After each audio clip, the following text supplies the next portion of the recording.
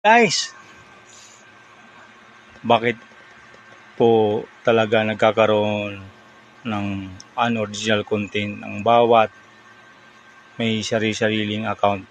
Lagi po natin nakikita ngayon sa mga tutorials ng iba nating kasamahan dito.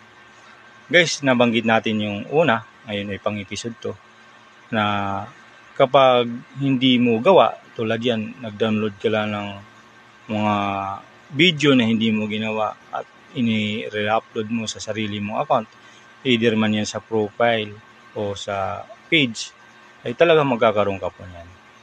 Yung pangalawa ngayon guys, talagang sinasabi na yun dun sa ni Mita, na mayroon kang kinuhang video, wala ka man lang ginawang edit, tulad ng sinabi ko rin i-upload mo, or wala ka man lang dinagdag na enhancement doon, isa din po yung dahilan kung bakit nagkakaroon ng original content.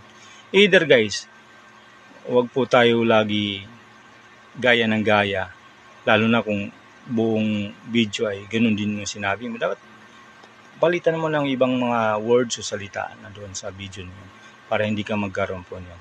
At i-check, pag dinownload niyo yan, maglalagay naman dyan na hindi ikaw ang nauna. Kaya ano pang hinantay nyo?